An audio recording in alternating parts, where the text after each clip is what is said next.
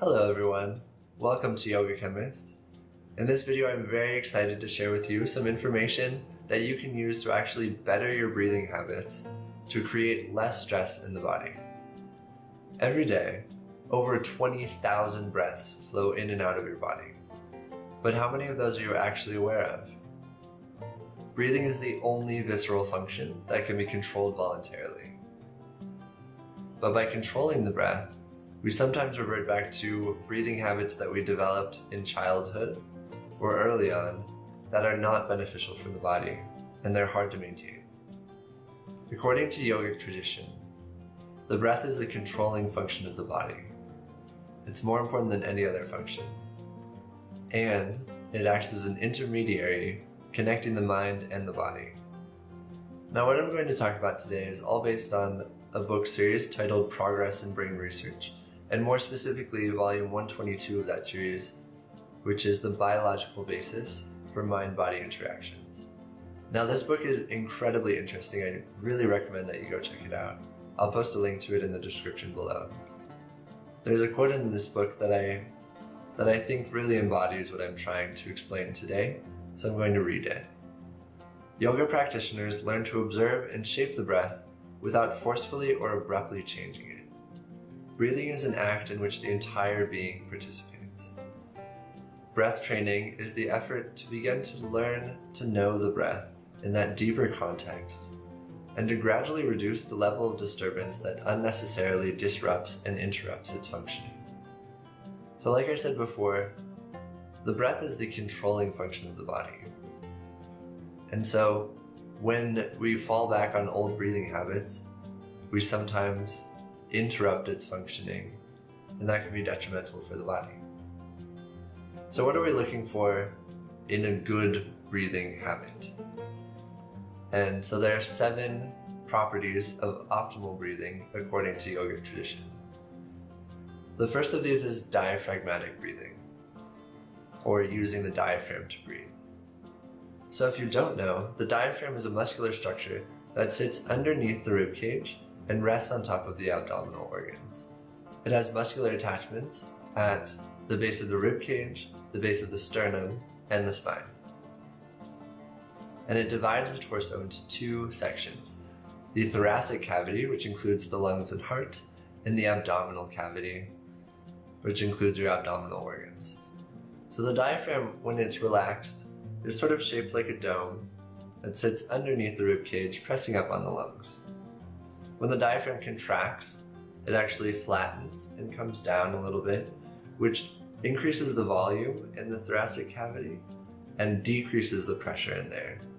So the pressure falls below atmospheric pressure, so the atmosphere actually forces air into the lungs, and that's how we inhale. It's how breathing happens. And when this happens, because the abdominal organs are not able to be compressed very much, the diaphragm sits on top of the abdominal organs, and the air actually expands the middle and upper torso, spreading through the ribs. And so that's what we're looking for in an optimal breathing pattern, is this light expansion in the middle to low torso. So what else are we looking for in an optimal breathing pattern? So we already talked about the fact that it's diaphragmatic, but it's also nasal, so inhales and exhales occur through the nose. It's deep, even, smooth, quiet, and it's free of pauses.